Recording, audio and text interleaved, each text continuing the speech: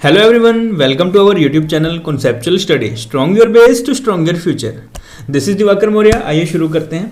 Accounting की series में हमने अभी तक 28 लेक्चर्स लगा लिए हैं। आज है अपना 29 लेक्चर। अगर अभी तक आपने वो वीडियोस नहीं देखी हैं तो प्लीज़ उन वीडियोस को जाके देख लीजिएगा। उसकी प्रॉपर प्लेलिस्ट भी बनाई हुई है और इसी वीडियो के नीचे डिस्क्रिप्शन में लिंक भी मिल जाएगा। ठीक है जी, सभी वीडियोस का और प्लेलिस्ट का भी। चलिए आज करेंगे, देखो कल हमने किया बैलेंस शीट। ठीक है, बैलेंस शीट किसका पार्ट था? पहले तो हमने देखा कि कॉर्पोरेट अकाउंटिंग क्या होती है। क्या देखा कि कॉर्पोरेट अकाउंटिंग क्या, और कॉर्पोरेट अकाउंटिंग में हमने 5 चीजें पढ़ी, जिसमें पहला तो था आपका बैलेंस शीट। हम लोग जब फाइनेंशियल स्टेटमेंट्स बनाते हैं तो फाइनेंशियल स्टेटमेंट्स में हम लोग 5 चीजें बनाते हैं। पहला था आपका बैलेंस शीट। तो बैलेंस शीट हमने कल वाली क्लास में बहुत अच्छे तरीके से कर लिया, उसको जाना, उसका फॉर्मेट जाना और उसमें क्या क्या चीजें कहाँ कहाँ और क्यों आती हैं, है ना, कौन कौन से। जैसे बहुत अच्छा कंसेप्ट था एक कल डेफर्ड टैक्स लायबिलिटी और डेफर्ड टैक्स असेट्स का, तो ये हमने कल देखा अच्छे से। आज जो सेकंड चीज है वो देखने वाले हैं, वो क्या होने वाली है? Statement of profit and loss. ठीक है, तो ये कैसे बनती है और इसमें क्या क्या चीजें कहाँ कहाँ आती है, और कुछ ऐसी चीजें हैं जिनका मतलब शायद ना पता हो आपको और आप कुछ नया सीखेंगे आज। ठीक है जी, चलिए स्टार्ट करते हैं। स्टार्ट करने से पहले एक छोटी सी इन्फॉर्मेशन ये है कि अपना 3 जैन से स्टार्ट हो चुका है ऑलरेडी। अगर किसी बच्चे को एनरोल करना है इस ऑनलाइन क्लासेस में, ऑनलाइन जो बैच चल रहा है पेपर 1 के लिए है, ठीक है, इसमें आपको लाइव क्लासेस, स्टडी मटेरियल मिल जाएगा। ठीक है, और इन्हीं की ना रिकॉर्डेड वीडियोस भी मिल जाएगी। आपकी क्वेरी आप ले सकते हैं सेशन में, कोई प्रॉब्लम नहीं। क्यों ऐसा क्यों होगा? क्योंकि जो क्लासेस रहने वाली हैं वो रहती हैं किसमें? गूगल मीट पे। तो गूगल मीट पे बच्चा ना बहुत इजी और बहुत अच्छा थोड़ा फील करता है कि हाँ मैं अभी क्लास में बैठा हूँ। टीचर के साथ जब हम direct face to face conversation करते हैं ना, तो हमको ऐसा लगता ही नहीं कि हम लोग यार लोनली हैं और घर पे बैठे हैं, ऐसा नहीं। क्लास वाली फीलिंग आती है। ठीक है, आपके टेस्ट हुआ करेंगे, प्रैक्टिस सेट आपको मिलेगा और 100% सिलेबस आपको कवरेज इसमें हो जाता है। ठीक है जी, चलिए तो ये ऑलरेडी हो चुका है स्टार्ट। अगर कोई बच्चा नया एनरोल करना चाहता है तो मोस्ट वेलकम, आप मुझे इस मेल आईडी पर कांटेक्ट कर सकते हैं। आपको फर्दर जितनी भी इंफॉर्मेशन है वो सारी की सारी उस मेल, जिससे भी आप करेंगे उस मेल आईडी पर आपको मिल जाएंगे। ठीक है जी, चलिए स्टार्ट करते हैं। देखिए हमारा हुआ क्या क्या अभी तक? अकाउंटिंग प्रिंसिपल ये हो गया, पार्टनरशिप अपना पूरा हो गया, कॉर्पोरेट अकाउंटिंग अभी हम कर रहे हैं। ठीक है, धीरे धीरे सारा कंप्लीट हम लोग कर लेंगे। यहाँ तक हमने मेनली अभी करना है कंपनी में। ये कंपनी अपना सारा है और कंपनी में काफ़ी सारा कुछ होने वाला है। ठीक है जी, चलिए स्टार्ट करते हैं। देखिए आज हम बनाएंगे क्या? Statement of profit and loss. ठीक है, तो मैं पेन चेंज कर लूँ एक बार, 1 मिनट रुकिए। हाँ जी ठीक है। देखिए पहले पर लिखते हैं स्टेटमेंट। आपने साथ साथ बना सकते हैं, जैसे कल बैलेंस शीट आपने पढ़ी, मैंने आपको करवाया, तो आप वो बेशक साथ साथ बना सकते हैं, उसमें कोई बड़ी बात नहीं है। स्क्रीनशॉट लेना चाहें स्क्रीनशॉट भी ले सकते हैं। लेकिन ना एक चीज़ होती है कि आप जब खुद बनाते हैं ना तो उस वक्त आपको चीज़ें धीरे धीरे साथ साथ याद हो जाती हैं। ठीक है जी, तो आप अगर खुद बनाना चाहें तो बहुत अच्छी बात है, आपको चीज़ें याद भी हो जाएंगी। ठीक है, बैलेंस शीट वाली चीज़ें ही हैं। मैंने ऊपर लिख दिया statement of profit and loss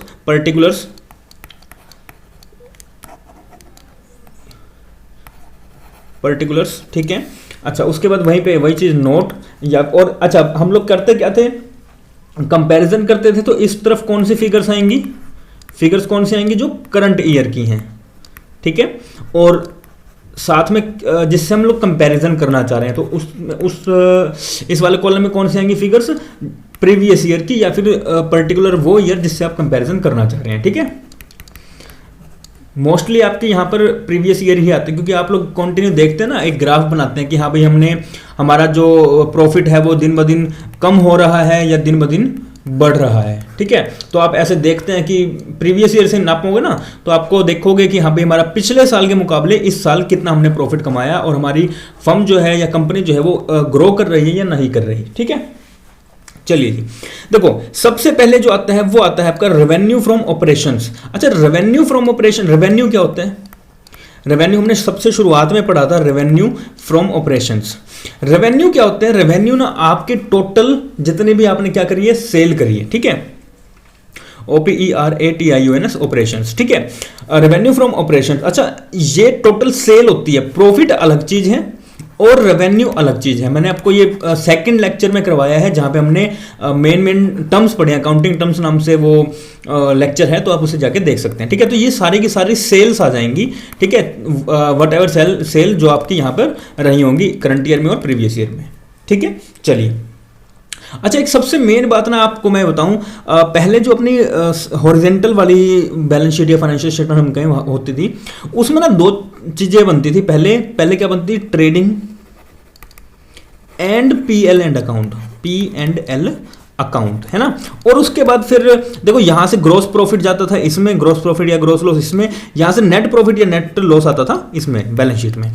अब क्या हुआ, अब ना ट्रेडिंग अकाउंट को बंद कर दिया गया और अब सिर्फ और सिर्फ पी एंड एल बनेगा और बैलेंस शीट बनेगी। बैलेंस शीट हमने कल देख ली है, स्केड्यूल 3 के पार्ट 1 में तो था अपना बैलेंस शीट और पार्ट 2 में है क्या, पी एंड एल। ठीक है, तो अभी हम वो सब कुछ देख रहे हैं। तो बस ट्रेडिंग अकाउंट का ये बताना था कि ट्रेडिंग अकाउंट अब नहीं बनता है। अगर आपसे कोई पूछे कि कंपनी एक्ट 2013 के अकॉर्डिंग क्या ट्रेडिंग अकाउंट अभी भी बनता है, तो आप कहेंगे सर नहीं बनता। क्यों? क्योंकि अब वर्टिकल बैलेंस शीट या वर्टिकल फाइनेंशियल स्टेटमेंट का प्रावधान आ चुका है और उसमें हम लोग यहीं पे सारे की सारे ट्रांजेक्शन्स करते हैं। ठीक है, चलिए। तो आपने जो भी सेल करी वो आएंगी। ठीक है, प्रॉफिट एंड लॉस में, इसमें अकाउंट, इसमें स्टेटमेंट में, सॉरी स्टेटमेंट है ये। ठीक है, अदर इनकम, कोई भी अदर इनकम आपने जनरेट करी है वो सारी की सारी इनकम आएगी जो भी आपकी रहेगी। ठीक है जी, चलिए। उसके बाद इन दोनों को आप क्या कर देंगे, प्लस कर देंगे। तो थर्ड पॉइंट में आप क्या करेंगे, जो आपके रेवेन्यूज हैं या ये, तो इन दोनों को आप क्या करेंगे, प्लस कर देंगे। ठीक है, तो प्लस करने पे जो भी अमाउंट आएगी, तो मैं यहाँ पर लिख देता हूँ कि फर्स्ट एंड सेकेंड प्लस हो जाएगा। ठीक है, मतलब आपकी टोटल क्या हुई, टोटल रेवेन्यू या टोटल इनकम कह सकते हैं कि टोटल आपने, सॉरी इनकम नहीं होगा, टोटल रेवेन्यू को कहना यहाँ पे ज़्यादा ठीक है। ठीक है, तो टोटल रेवेन्यू आपका कितना रहा वो आ जाएगा यहाँ पर। उसके बाद आप ये, अब आपके पास क्या आया, टोटल रेवेन्यू, मतलब कितनी कितनी आपने सेल करी। अब जब आप सेल कर रहे हैं कुछ, तो सेल करते हुए कुछ आपके एक्सपेंसेस भी होंगे, है ना। अब एक्सपेंसेस होंगे तो एक्सपेंसेस माइनस करोगे तभी तो आपकी क्या निकलेगी, इनकम निकलेगी। तो sale minus expense equal to income होता है। ठीक है जी, इनकम होता है, हमने समझ लिया। तो अभी हम लोगों ने सेल देखा और सेल से जो रेवेन्यू जनरेट हुआ वो देख लिया है। अभी हम फोर्थ पॉइंट पर क्या करने वाले हैं, फोर्थ पॉइंट पर जितने भी हमारे एक्सपेंसेस हैं, ठीक है, जितने भी हमारे एक्सपेंसेस हैं हम वो सब माइनस करेंगे यहाँ पे। अच्छा, एक्सपेंसेस कौन कौन से हो सकते हैं, कॉस्ट ऑफ मटेरियल कंज्यूम हो सकता है, कॉस्ट ऑफ मटेरियल कंज्यूम्ड हो सकता है। ठीक है जी, बिल्कुल हो सकता है। अच्छा, कॉस्ट ऑफ मटेरियल कंज्यूम शायद आपने पहले सुना ना हो, लेकिन आपने ना 2-3 टर्म सुनी होंगी, ओपनिंग स्टॉक, परचेजिंग और क्लोजिंग स्टॉक सुनी है। तो ये क्या चीजें होती थी, opening stock, closing stock, purchase, तो ये कहाँ आते थे, पहले ट्रेडिंग अकाउंट में आते थे। लेकिन अभी हमने डिस्कस किया कि ट्रेडिंग अकाउंट तो बनता ही नहीं है। तो ओपनिंग, ये कॉस्ट ऑफ मटेरियल कंज्यूम्ड में क्या क्या हो जाएगा, जो आपके ओपनिंग स्टॉक है, ये निकलता कैसे है, ओपनिंग स्टॉक आप उसमें प्लस करोगे, मतलब जो आपके पास शुरुआत में था वो स्टॉक, जो आपने परचेज करी वो, जितनी आपने माइनस कर, मतलब जितने आपने क्लोजिंग के टाइम पे आपने पड़ी है, तो सेल तो आपने ऑब्वियसली सेल कर दी, तभी आपके पास कुछ अमाउंट पड़ी है। तो ये जो जितना पड़ा हुआ अमाउंट है वो अब आ जाएगा कॉस्ट ऑफ मटेरियल कंज्यूम, मतलब कंज्यूम करने में, कंज्यूम करते वक्त अब आपके पास एट द एंड में क्या पड़ा है। ठीक है, ये सारा आ गया। उसके लिए आपको कुछ, क्योंकि वेयर हाउस चाहिए होगा या और चीजें हैं वो चाहिए होंगी। ठीक है, आपने कुछ स्टॉक इन ट्रेड परचेज किया होगा, purchase of stock in trade. Stock in trade क्या होता है, जो आपकी ट्रेड करते हुए स्टॉक, मतलब है भाई आपने जो आपके स्टॉक पड़े उसमें ट्रेडिंग कर रहे हो। ठीक है, तो स्टॉक इन ट्रेड कुछ पड़ा है, अभी वो ट्रेड में है। ठीक है, आपका खर्चा हो सकता है जो आपने इन्वेंट्रीज को फिनिश गुड्स में, अब होता कैसे, आपका रॉ मटेरियल होता है, रॉ मटेरियल से फिर क्या बनता है, उसका अपने आपका फिनिश गुड बनता है और उसके बाद इन्वेंट्री बनती है। तो ये एक पर्टिकुलर सर्कल चलता है, इस सर्कल को जब चलाते हैं तो हमारा क्या निकल कर आता है, एक इन्वेंट्री निकल कर आता है। तो जब आप की फिनिश्ड गुड्स तक लेकर जाते हैं तो वो भी आपका खर्चा होता है। ठीक है, तो इसमें और क्या खर्चा आ जाएगा, जो भी आपकी change in inventories, change in inventories, change in inventories of finished goods. ठीक है, फिनिश्ड गुड्स, फिनिश्ड गुड्स से जो उसमें गई, मतलब आपने पहले रॉ मटेरियल बनाया, रॉ मटेरियल के बाद आपने फिनिश्ड गुड्स बनाया और फिनिश्ड गुड्स के बाद वो इन्वेंट्री बन गया। तो ये इस पूरे प्रोसेस में क्या लगेगा, आपका खर्चा कुछ लगने वाला है। ठीक है, अच्छा, इसके अलावा कुछ और खर्चा होगा, कुछ और खर्चा क्या होगा, जैसे कि आपकी डेप्रिसिएशन हो गया। डेप्रिसिएशन आउटसाइडर खर्चा नहीं होता, इनसाइडर खर्चा होता है। ठीक है, मतलब कि आपने किसी को पैसा देना नहीं होता, बस आप अपनी असेट की वैल्यू को डेप्रिशिएट कर देते हैं। ठीक है, तो डेप्रिसिएशन का कुछ खर्चा हो गया, अमोर्टाइजेशन का कुछ खर्चा हो गया। अमोर्टाइजेशन क्या होती है, इंटेंजिबल असेट्स पे लगती है ये। ठीक है, तो डेप्रिसिएशन एंड अमोर्टाइजेशन एक्सपेंस। ठीक है, तो डेप्रिसिएशन एंड अमोर्टाइजेशन एक्सपेंस हो गया आपका, ये भी आपका कुछ खर्चा है। ठीक है, इसके अलावा मान लो आपने कुछ भी कॉस्ट लगाई है, कोई पैसे की कॉस्ट होती है ना, अभी पैसा पड़ा हुआ है आपका, वो भी तो फाइनेंस की कॉस्ट हो जाती है कुछ, फाइनेंस कॉस्ट हो जाती है कुछ। ठीक है, और आपने मान लो किसी एम्प्लॉय को जो है वो बेनिफिट्स प्रोवाइड करे तो एम्प्लॉय बेनिफिट कॉस्ट हो जाएंगे। ठीक है, एम्प्लॉय बेनिफिट कॉस्ट, तो एम्प्लॉय को आपने कुछ बेनिफिट प्रोवाइड कराई तो एम्प्लॉय की कॉस्ट नहीं होगा, ये एक्सपेंस। ठीक है, एक सेकंड में।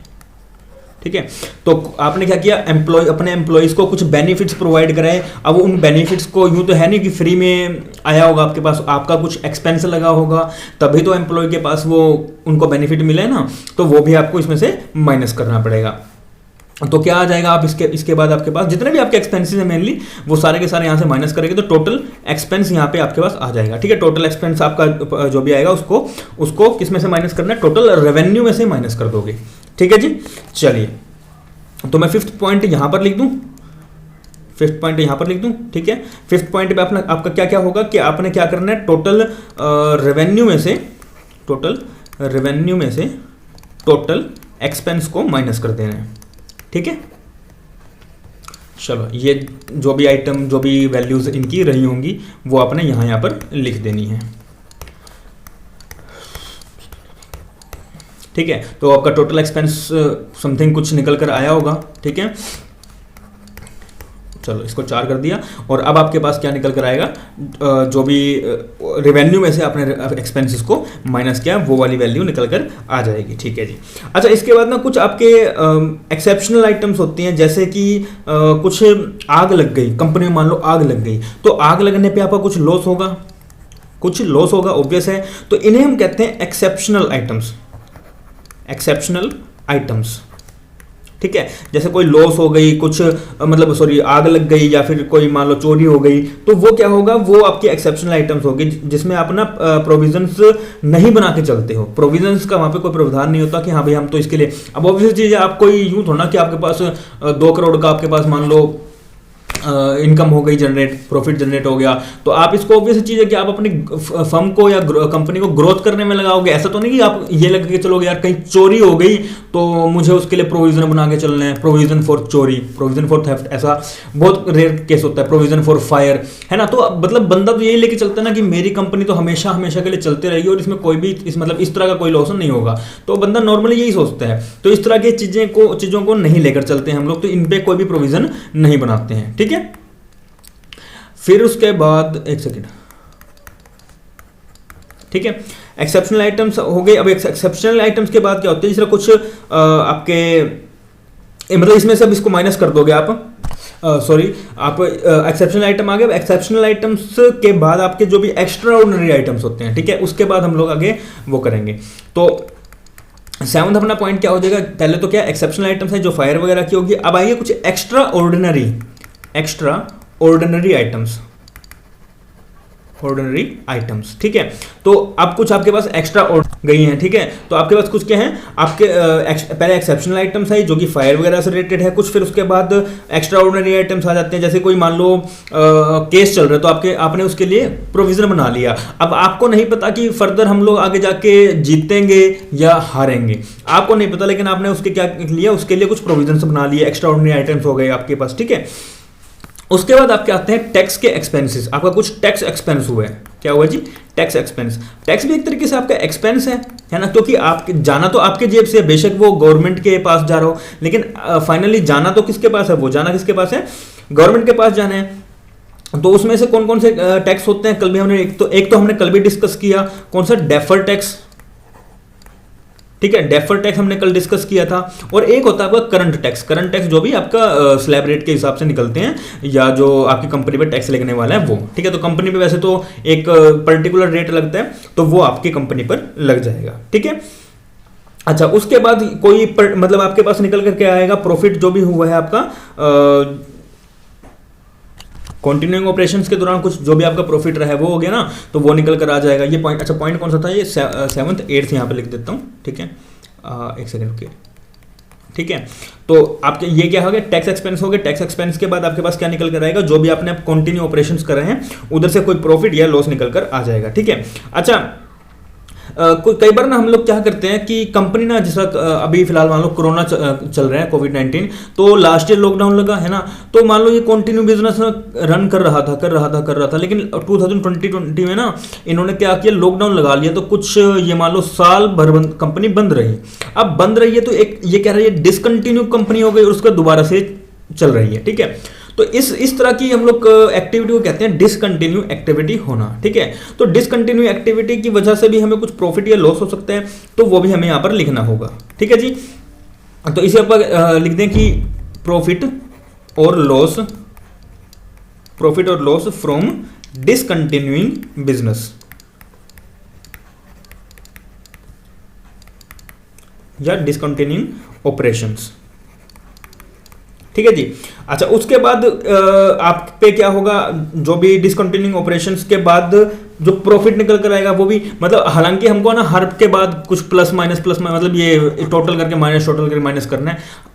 आपको अगर फॉर्मेट दिया होगा तो मतलब आप कहीं फॉर्मेट देखोगे बुक में, तो आपको ना हर के बाद, मतलब मान लो मैंने ये चीज लिखी, तो ये मैं इधर से करके पहले इसका टोटल करूंगा, फिर लिखूंगा जी प्रॉफिट बिफोर डिसकंटिन्यूइंग ऑपरेशंस, फिर उसके बाद ये करके, फिर उसके बाद फिर से ये करूंगा, फिर जो भी डिसकंटिन्यूइंग ऑपरेशन प्रॉफिट बिफोर आया था उसमें से उसको माइनस करूंगा, फिर प्रॉफिट आफ्टर डिसकंटिन्यूइंग ऑपरेशंस। तो इतने लफड़े में नहीं पढ़ना, अपन सीधी सीधी बात करनी है, ठीक है।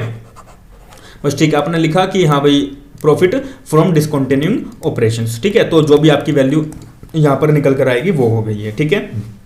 अच्छा जी, उसके बाद ना कुछ जो अभी आपके कुछ ना इक्विटी शेयर्स होते हैं, जो इक्विटी, तो वो आपको यहां पर लिखनी होती है भी आपकी अर्निंग पर इक्विटी शेयर्स है क्या। अब इस पॉइंट को ध्यान से समझना, और इस पॉइंट पे हम लोग अभी डिस्कस करने वाले हैं, ठीक है। तो यहां पर सबसे लास्ट में क्या आता है, अर्निंग्स, क्योंकि यहां पर आपके पास अगर ध्यान से देखो, सोचो तो हॉरिजॉन्टल वाली जो बैलेंस शीट थी उसमें कैसे निकल कर आता था, आपकी क्या निकल कर आती थी वहां पे, नेट प्रॉफिट या फिर नेट लॉस। तो यहां पर भी वही चीज निकल कर आएगी। अब यहां पे हम देखेंगे अर्निंग जो हुई है पर शेयर पे वो कितनी हुई है, तो अर्निंग पर इक्विटी शेयर्स, ठीक है।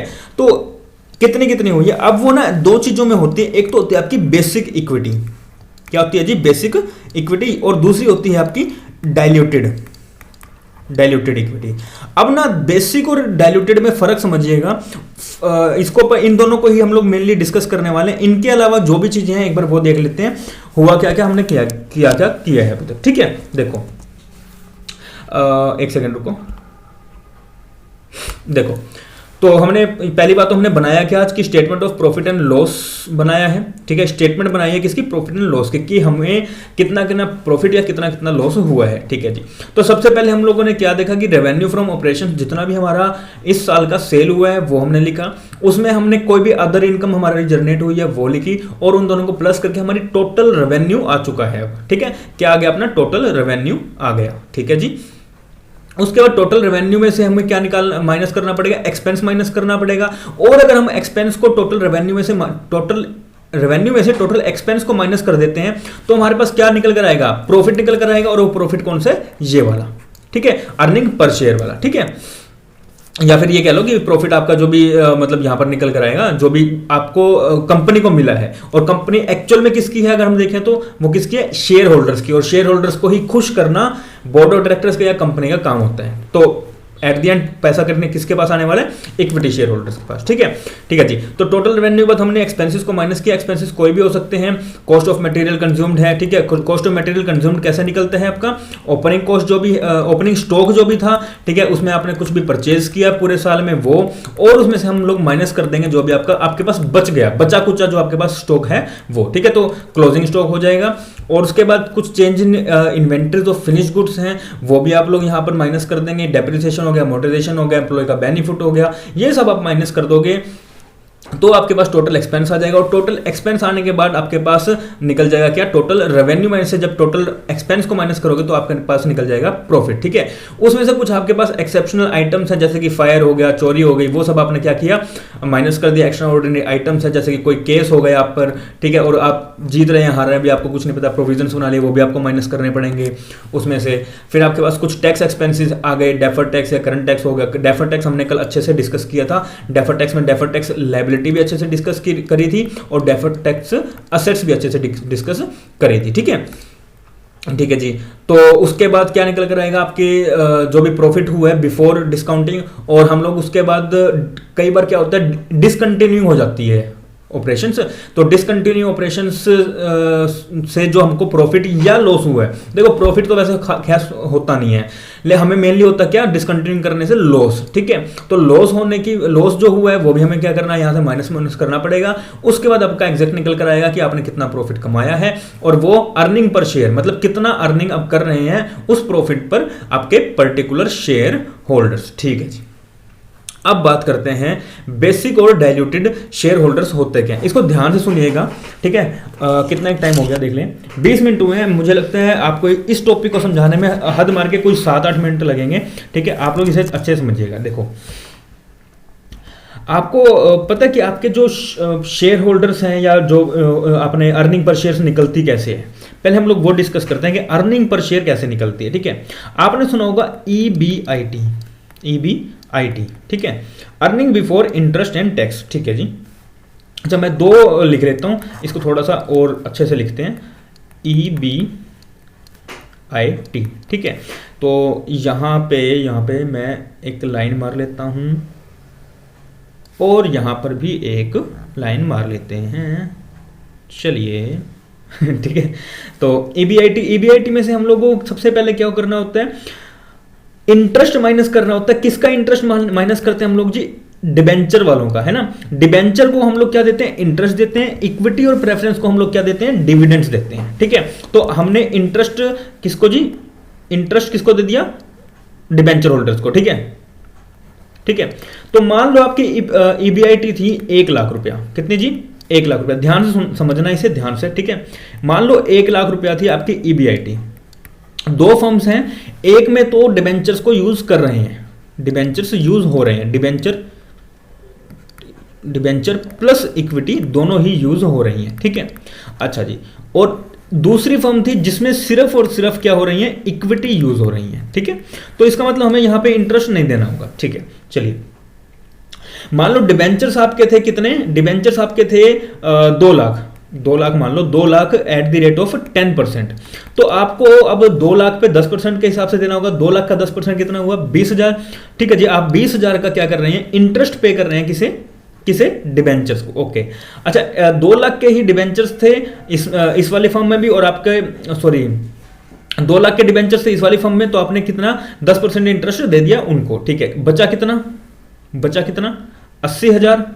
ठीक है, ठीक है, दूसरी फर्म में, ये फर्म नंबर 1 है, ये फर्म नंबर 1 है, और ये फर्म नंबर 2 है। ठीक है, दूसरी फर्म में क्या कोई डिबेंचर्स हैं कोई, नहीं सर, कोई भी डिबेंचर नहीं है, तो हम कुछ भी इंटरेस्ट नहीं देंगे। ओके जी, नहीं देंगे। चलिए, तो अब भी मेरे पास पैसा कितना बचा, 1 लाख रुपया। सर एक चीज यहां देखने को मिल रही है कि जब हम डिबेंचर्स इशू नहीं कर रहे तो हमें ना कुछ बेनिफिट हो रहा है। बेनिफिट ये हो रहा है कि जी यहाँ पे तो आपके पास दे दिया आपने 20,000 सीधा ही, और बचा आपके पास 80,000, लेकिन यहाँ पे आपके पास 1 लाख बचा है। आपको दूसरी फर्म ज़्यादा अच्छी है, आपकी दूसरी फर्म। लेकिन अभी एक चीज़ और देखना, ठीक है, क्योंकि हर बार ना वो फर्स्ट इंप्रेशन अच्छा नहीं होता, हर बार अच्छा नहीं होता। तो अभी देखना, ठीक है, हुआ क्या, फर्स्ट फर्म में तो डिबेंचर्स और इक्विटी दोनों है, और दूसरी फर्म में इक्विटी है। इस चीज को ध्यान रखना।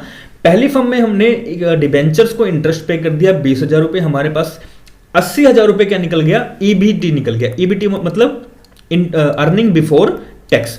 टैक्स देने से पहले, हम कभी भी डिबेंचर को इंटरेस्ट देते हैं वो टैक्स देने से पहले देते हैं। ठीक है जी, ठीक है। मान लो अब मुझे टैक्स पे करना है, वो टैक्स है मेरा, टैक्स माइनस करते हैं ना, तो मतलब पे करना है तो ऑब्वियसली माइनस करूंगा। टैक्स मान लो 30% का, तो 80 का 30% कितना हुआ, 24,000। ठीक है जी, मैंने 24,000 क्या कर दिया, माइनस कर दिया। ओके, मैं कर देता हूं इसे माइनस। ठीक है, मेरे पास कितना निकल कर आएगा, 56,000। 56 रह गया मेरे पास। अच्छा 56 क्या रहा, E80 रहा, अर्निंग आफ्टर टैक्स। क्या, अर्निंग आफ्टर टैक्स। अच्छा ठीक है जी, मुझे ना टैक्स इस फर्म को ही पे करना पड़ेगा, बेशक डिबेंचर थे नहीं थे, अब तो कोई लेना देना नहीं, डिबेंचर को हमने किस्सा खत्म कर दिया। टैक्स तो ऑब्वियस है, आप कितना मर्जी कमाओ आपको पे करना पड़ेगा कंपनी को। ठीक है, तो 30% के हिसाब से मुझे यहां पर कितना पे करना पड़ेगा, 30,000 रुपये। ठीक है जी, मेरे पास बचा कितना, 70,000। ठीक है जी सर, अभी भी सेकंड फर्म हमें बहुत अच्छी लग रही है, इतनी अच्छी लग रही है कि हम लोगों तो इतना पैसा हम दे दें और कल को इक्विटी शेयर होल्डर्स की तो बल्ले बल्ले है। अभी दिखाता हूं कितने बल्ले बल्ले हैं। ठीक है, अच्छा इसके बाद ना कुछ ना आपके पास प्रेफरेंस शेयर्स भी होते हैं ना, प्रेफरेंस शेयर्स। अगर जिसको नहीं पता ना प्रेफरेंस शेयर क्या है, इक्विटी शेयर्स क्या है, डिबेंचर्स क्या है, हम लोग नेक्स्ट लेक्चर में यही करने वाले हैं। इसके बाद एक लेक्चर और उसके बाद हम लोग करेंगे शेयर्स होते कितने तरीके हैं और शेयर्स जो हैं वो कौन कौन से होते हैं। ठीक है, मतलब ये सारा हम डिस्कस करने वाले हैं और होते क्या हैं। तो मैं एक्सपेक्ट ये कर रहा हूँ कि शायद अभी तक जितने बच्चे देख रहे हैं उनको सभी को पता है कि शेयर्स क्या हैं। ठीक है, या शेयर्स कितने तरीके के होते हैं, तो मैं इसलिए इस कंसेप्ट को देख रहा हूं। अगर वो नहीं, आपको ये वाला कंसेप्ट अगर नहीं समझ में आ रहा तो पहले कोई बात नहीं, पहले वो वाली वीडियो देख लेना आप। ठीक है, जब भी वो डलेगी परसों नरसों, ठीक है, कल वैसे डल जानी चाहिए वो। ठीक है, चलिए, तो E80 के बाद प्रेफरेंस शेयर्स होते हैं कुछ आपके पास। ठीक है, ठीक है, प्रेफरेंस शेयर्स। अच्छा प्रेफरेंस शेयर्स आपके पास, मान लो कि आपके पास प्रेफरेंस शेयर्स हैं 40,000। कितने, 40,000 और एट दी 40,000 रुपए के शेयर्स हैं, 40,000 रुपए के शेयर्स हैं एट द रेट ऑफ 15% और 400 shares for 400 shares of 100 each. ठीक है जी, तो प्रेफरेंस शेयर्स को और इक्विटी शेयर्स को मैंने पहले बताया क्या मिलते हैं, डिविडेंड मिलता है। ओके जी, डिविडेंड हम दे देंगे, तो प्रेफरेंस शेयर्स का डिविडेंड में माइनस कर दूंगा, प्रेफरेंस का डिविडेंड में माइनस कर दूंगा। ठीक है, अच्छा प्रेफरेंस का डिविडेंड कैसे कैसे बनेगा, 40,000 का 15% है ना, तो 40,000 का 15% कितना होता है, 6,000 होता है। ओके जी, 6,000 कर दिया मैंने माइनस। तो मैंने क्या किया, प्रेफरेंस डिविडेंड को 6,000 रुपए दे दिए। ठीक है जी, मेरे पास अब क्या बचा, 50,000 रुपए बचा। कितना बचा, 50,000 रुपए। मैं थोड़ा सा इसको नीचे लिख देता हूं ताकि कंफ्यूजन ना हो। ठीक है, तो मेरे पास बचा 50,000 रुपए। अच्छा ये 50,000 जो बचा कुछ है, बचा कुछ है किसको जाता है, इक्विटी वालों को। ठीक है, इक्विटी वालों को जाता है। अच्छा यहाँ पे प्रेफरेंस डिविडेंड कुछ यहाँ पर भी थे कि नहीं थे, चलो नहीं लेते हम क्या कहते हैं, हमने कुछ भी ना तो डिबेंचर किए, सिर्फ हमने पहले लिख दिया कि हमारे पास क्या है, सिर्फ और सिर्फ इक्विटी है। तो इसका मतलब प्रेफरेंस भी कुछ नहीं है, बचा कितना, 70,000। सर फर्म सेकंड अभी भी 70,000 रुपए कमा रहे हैं सर, बहुत अच्छी फर्म है ये, बिल्कुल जी। प्रॉफिट कितना निकल कर आया, 70,000 रुपए निकल कर आया। अच्छा ठीक है जी, चलिए अब बचा कुचा क्या है, इक्विटी है ना। मान लो आपके पास इक्विटी है 5 लाख की, कितनी है, 5 लाख रुपए, 5 lakh equity shares 5,000 at 100 each. ठीक है, चलिए, तो अभी मैंने आपको फिर बताया कि डिविडेंड किस चीज को मिलता है, प्रेफरेंस और अर्निंग इसको इक्विटी दोनों को। ठीक है, मेरे पास 50,000 बचा, 50,000 किसका है, सभी का सभी, सारा का सारा इक्विटी को। ठीक है, मेरे पास शेयर होल्डर्स कितने हैं, 5,000, इक्विटी शेयर होल्डर्स कितने हैं, 5,000। ठीक है, मैं अर्निंग पर शेयर निकाल सकता हूं, क्योंकि देखो ये सारा का सारा पैसा किसका है, सारा का सारा पैसा किसका है, इक्विटी वालों का। लेकिन इक्विटी का पर्टिकुलर हर एक पर्सन, हर एक इक्विटी शेयर होल्डर क्या कुछ कमाने वाला है, हर एक इक्विटी शेयर होल्डर क्या कुछ कमाने वाला है, हम ये देखेंगे। तो इसको डिवाइड कर देते हैं हम लोग, मान लो 50, ये 50,000 था और 50,000 पे हमने कितने, 50,000 किसकी निकली है, इक्विटी वालों के लिए। इक्विटी शेयर होल्डर्स कितने हैं, 5,000, 5,000 से मैं इसको डिवाइड कर देता हूं। ठीक है जी, अच्छा उसके बाद ये मेरे पास क्या निकल कर आया, 3 से ये कट गया, 5, 10। ठीक है, तो मेरे पास क्या निकल कर आया, 10। अच्छा मेरा 10 क्या है, ये बेसिक, अब ध्यान सुनिएगा, बेसिक अर्निंग पर शेयर। ठीक है जी, तो मेरे पास क्या निकल कर रहा है, बेसिक अर्निंग पर शेयर। अब ना यहां पे एक देखने वाली बात ये है कि हर एक मिनट पेन चेंज कर लूं फिर बताता हूं आपको। हर एक जो इक्विटी शेयर होल्डर्स है, इक्विटी शेयर होल्डर कौन होते हैं? पहली बात तो मालिक होते हैं। हर एक इक्विटी वाला 10 रुपए कमाने वाला है। कितना जी? 10 रुपए कमाने वाला है। ओके जी। अब यहां पे अगर आप देखो, चलो यहां पे भी एक बार कर लेते हैं, 5000 से इसे डिवाइड कर देते हैं और 5000 से डिवाइड करने के बाद ये मेरे पास कितना निकल कर आया? 14 रुपए। ठीक है, तो 14 रुपए यहां पर हर एक इक्विटी शेयर होल्डर कमा रहा है। कितना जी? इक्विटी शेयर होल्डर कमा रहा है कितना? 14 रुपए। यहां पे 10, यहां पे 14। सर बहुत अच्छी फर्म है, मैक्रो इतनी जबरदस्त फर्म है ना। एक चीज देखो, क्या आपने जब डिबेंचर इशू किए तो उसका कहीं बेनिफिट मिल रहा है आपको? कहीं पे बेनिफिट मिल रहा है? हाँ जी सर, बिल्कुल मिल रहा है। कहाँ मिल रहा है सर? ये ना टैक्स जो है, टैक्स ना देखो, यहाँ पे हमने डिबेंचर इशू किया और डिबेंचर को हमने 20,000 देने के बाद हमारे पास रहा 80 और हमें गवर्नमेंट को ना सिर्फ और सिर्फ 24,000 रुपए देना पड़ा। कितना? 24,000। और हमें यहाँ पे डिबेंचर इशू नहीं किया तो हमें 30,000 रुपए देना पड़ा। हमें यहाँ पे 6,000 रुपए एक्स्ट्रा देना पड़ा। किसको? गवर्नमेंट को। किसको जी? गवर्नमेंट को देना पड़ा। और ये जो 6,000 इसमें अपन गवर्नमेंट को दिया, लेकिन यही 6,000 रुपए यहां पर अपना प्रेफरेंस को दे दिया। और प्रेफरेंस भी कहीं ना कहीं हमारे कंपनी से ही रिलेट करते हैं। इसका मतलब हमारी जो कंपनी की वर्थ है ना, वेल्थ है, वो इंक्रीज हो गई है। सर अभी समझ में आया? इसका मतलब ये है कि डिबेंचर्स का इंपैक्ट पड़ता है कंपनी पे, है ना। ठीक है, तो ना कई बार क्या होता है जो इक्विटी वाले होते हैं ना, इक्विटी शेयर होल्डर्स बड़े बड़े शाणे होते हैं। ठीक है, ये कहते हैं जी आप एक बात सुनो, आपने जो भी ये डिबेंचर्स हो गए, ठीक है, डिबेंचर्स हो गए या फिर प्रेफरेंस शेयर होल्डर्स हो गए, इनसे जो पैसा लिया है, इनसे क्यों लिया है? हम मर गए थे जी, हम मर गए थे। तो कंपनी क्या कहती है? कंपनी कहती है जी मेरी बात सुनिए, आप क्या हो? एक शेयर होल्डर्स, और आपने ना कैपिटल स्ट्रक्चर जैसी कोई चीज पढ़ी नहीं है। ठीक है, हमने कैपिटल स्ट्रक्चर पढ़ा है और कैपिटल स्ट्रक्चर में हमने ये पढ़ा है कि ऑप्टिमम कैपिटल स्ट्रक्चर होना चाहिए। कैसा जी? ऑप्टिमम। ठीक है, ऑप्टिमम कैपिटल स्ट्रक्चर। अभी कई बच्चे नहीं सोच रहे होंगे सर ये अकाउंट्स पढ़ाते पढ़ाते कहाँ बिजनेस फाइनेंस में पहुंच गए आप। नहीं, कैपिटल स्ट्रक्चर की यहाँ पे बात आएगी हल्की सी, ध्यान से सुनना। ठीक है, तो कंपनी क्या कहती है, मेरी बात सुनो जी शेयर होल्डर, आपने ना कैपिटल स्ट्रक्चर जैसी शायद कोई चीज पढ़ी नहीं तभी आप ऐसा बोल रहे हो। हमेशा ना ऑप्टिमम कैपिटल स्ट्रक्चर होना चाहिए। तो उसमें ऑप्टिमम में ना 2:1 का होता है और जिसमें ना डिबेंचर्स भी आते हैं और इक्विटी भी आते हैं।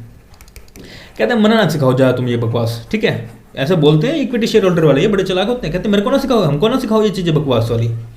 तुम हमसे पैसा लो, हमारी कंपनी है, हम चलाएंगे। हमने तुम्हें रखा हुआ है, बोर्ड ऑफ डायरेक्टर्स को रखा हुआ है कंपनी को चलाने के लिए, तो हमें चलाने दो। तुम मत बोलो हम हैं मालिक। कौन है जी? हम मालिक हैं। तो कंपनी कहती है अच्छा ठीक है जी मालिक साहब, मेरी बात सुनिए, चलिए एक काम करो, आप ना एक काम करते हैं, बैलेंस शीट बना लेते हैं। क्या करते हैं? बैलेंस शीट बना लेते हैं। ठीक है, वो कहते हैं चलो ठीक है जी बना लो। हम ना यहाँ पे लाइबिलिटी वाली साइड नहीं बनाएंगे, सिर्फ और सिर्फ क्या बनाएंगे जी? असेट्स वाली साइड बना लेंगे। ठीक है जी। कहता ठीक है बना लो। कहता हमारे सामने बकवास कर रहे हैं ये।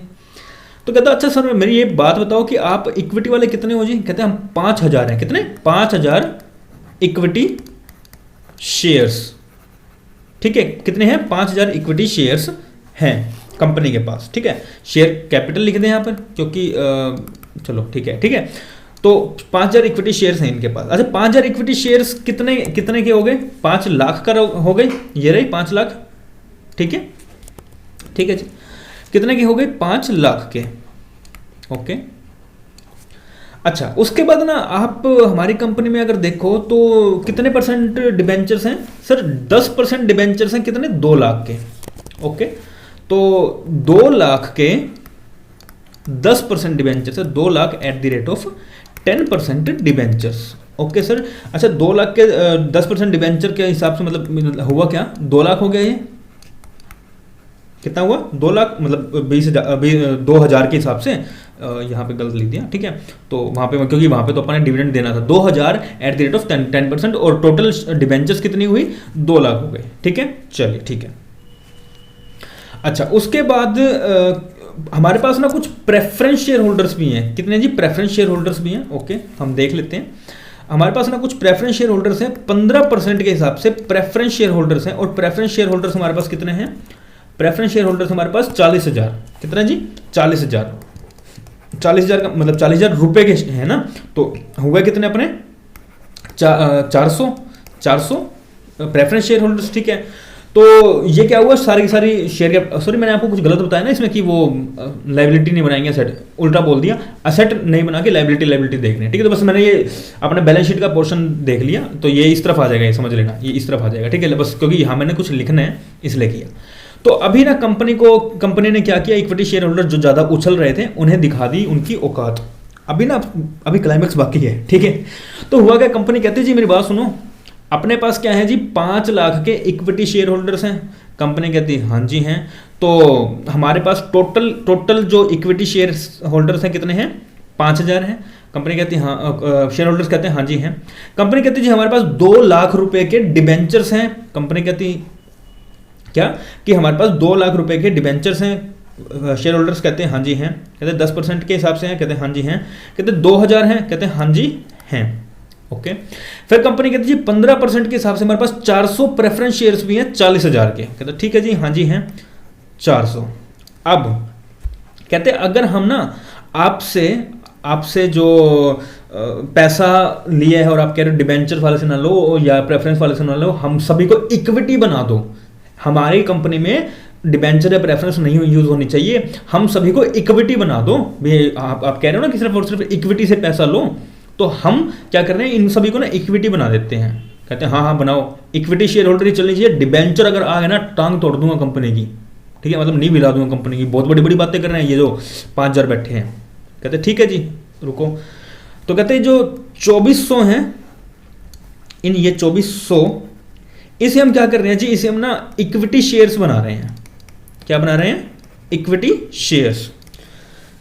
बाकी 5,000 बोलते हैं बिल्कुल बनाओ। कहते अब आप कितने हो गए टोटल? कहते 7400। कहते अच्छा आपकी काउंटिंग आती है? कहते हाँ आती है। कहता ठीक है, बहुत अच्छी बात है। अगर आपको काउंटिंग आती है, मतलब आपको प्लस माइनस करना आता है, एडिशन करना आता है, बहुत अच्छी बात है। तो हमारे पास टोटल शेयर होल्डर्स कितने हो गए फिलहाल में? 7400 शेयर होल्डर्स कंपनी के फिलहाल पे हो चुके हैं। ठीक है जी, अभी ना एक चीज देखते हैं। कंपनी कह रही है अभी एक चीज देखते हैं, जो हमने ना शुरुआत में फर्म देखी थी। ठीक है, तो अभी हम ना इसको माइनस करते हैं।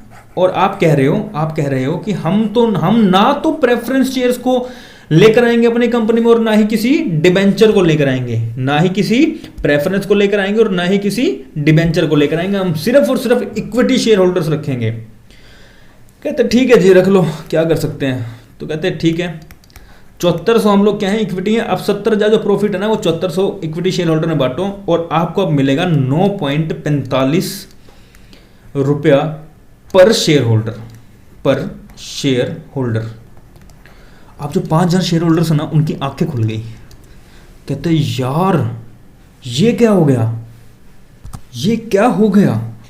अब वो 5,000 ना बेचारे 5,000 वाले मत्था पकड़ बैठ गए। कहते 0.55 से हमारी वैल्यू कम हो गई। कितने से जी? 0.55 से हमारी वैल्यू कम हो गई। और हम थे कितने? 5,000। तो हम अगर टोटल देखें तो हमारा सबका मिलाकर 2750 रुपए का नुकसान हो रहा है, जो हमें इन बाकी के 2400 जो थे उन्हें देना पड़ रहा है। अब शेयर होल्डर की आंखें खुल गई और अब कंपनी आई, कहती ये करना है जी। कहते ना नहीं करना। किसने कहा? हमने तो पहले ही कहा था, आप ही कह रहे थे इक्विटी। हमने कुछ नहीं कहा। कंपनी कहती दिख गई औकात, चलो वापस जाओ, हम इस सब को खत्म कर रहे हैं, इक्विटी शेयर्स नहीं कर रहे, इनको हम लोग इक्विटी में कन्वर्ट नहीं कर रहे। जो डिबेंचर्स थे वो डिबेंचर्स रहेंगे, जो प्रेफरेंस थे वो प्रेफरेंस रहेंगे, और आप अपनी औकात मत भूलिए। बेशक आप मालिक हैं, लेकिन आप अपनी औकात मत भूलिए। आप सिर्फ 5 लाख के हैं और आपकी क्वांटिटी कितनी है? 5,000 की है। तो याद रखना कि अगर आप ये कहोगे फ्यूचर में कि हाँ जी आप सिर्फ हमसे पैसा लेते या आप इक्विटी शेयर्स को इशू करते, तो ऐसा नहीं होगा। और ऐसा होगा तो आपकी पर शेयर क्या हो जाएगी? डाइल्यूटेड हो जाएगी। क्या हो जाएगी? डाइल्यूटेड हो जाएगी। इसे कहते हैं जी आप डाइल्यूटेड इक्विटी पर शेयर। क्लियर हो चीज? ये है आपकी बेसिक अर्निंग पर शेयर जो एक्चुअल में कमा रहे हैं डिबेंचर्स और प्रेफरेंस लगाकर। क्योंकि अगर कैपिटल स्ट्रक्चर हम लोग देखें तो डिबेंचर्स भी आते हैं, इक्विटी भी आते हैं और प्रेफरेंस शेयर होल्डर्स भी आते हैं। और अगर ये सब होगा तो एट द एंड में जो भी बचेगा उसको हम लोग डिवाइड कर देते हैं, जितने भी इक्विटी शेयर होल्डर्स हैं उससे वो निकल जाती है अर्निंग पर शेयर, ईपीएस जिसे हम कहते हैं। और अगर कल को ना ये होता किस लिए, कई बार ना इक्विटी वाले ये बकवास करता तो उनको ना उनकी औकात दिखाने के लिए होता कि हाँ जी अगर हम ऐसा करते हैं ना तो देख लो आपको कितना बड़ा नुकसान हो रहा है। इसलिए हमें ना डिबेंचर्स भी इशू करने पड़ते हैं और प्रेफरेंस भी इशू करने पड़ते हैं। और एक ना बात है, अगर आप डिबेंचर्स इशू करोगे ना, अगर आप डिबेंचर्स इशू करोगे तो आपको टैक्स में बेनिफिट मिलेगा और टैक्स में बेनिफिट मिलने की वजह से आपके पास पैसा ज्यादा आएगा। क्लियर है जी? चलो, तो शायद थोड़ा सा आपको ये लगे, ये अच्छे से बनाना, आपको चीजें समझ में आ जाएगी। ठीक है, चलो तो आज हमने क्या कुछ किया देख लेते हैं एक बार। प्रॉफिट एंड लॉस की हमने स्टेटमेंट बनाई। ठीक है, ये आपने कर लिया होगा, स्क्रीनशॉट लेना आप स्क्रीनशॉट ले सकते हैं, खुद बनाना चाहो या बना रहे हो तो बहुत अच्छी बात है। ठीक है, फिर उसके बाद हमने कुछ देखा कि ये डाइल्यूटेड शेयर वाला और बेसिक अर्निंग पर शेयर वाला। ठीक है, बेसिक अर्निंग और पर शेयर और डाइल्यूटेड अर्निंग पर शेयर कहाँ पे आता है? Statement of profit and loss के सबसे एंड में आएगा, जिसमें हमने कुछ बात करी है ये वाली। ठीक है जी, अर्निंग पर शेयर की। तो होने के लिए क्या कैसे कुछ है कि आपकी एक फर्म तो है डिबेंचर्स वाली और इक्विटी वाली, और एक सिर्फ और सिर्फ इक्विटी वाली है, और उसमें हमने एट द एंड में देखा तो ये 10 रुपये कमा रही थी। और कई बार इक्विटी वाले क्या कहते हैं, हमसे ही पैसा लो, तो हम उनको उनकी औकात दिखाने के लिए डाइल्यूट कर देते हैं, मतलब उनकी औकात दिखाने के लिए हम लोग कन्वर्ट कर देते हैं, जिससे उनकी पर शेयर क्या हो जाती है, डाइल्यूट हो जाती है। ठीक है जी, चलिए मिलते हैं नेक्स्ट लेक्चर में। वीडियो कैसी लगी, कंसेप्ट कैसे लगे, प्लीज कमेंट में जरूर बताइएगा। चैनल अभी तक सब्सक्राइब नहीं किया तो सब्सक्राइब करके जाइएगा। ठीक है जी, चलिए मिलते हैं नेक्स्ट लेक्चर में, तब तक के लिए थैंक यू वेरी मच।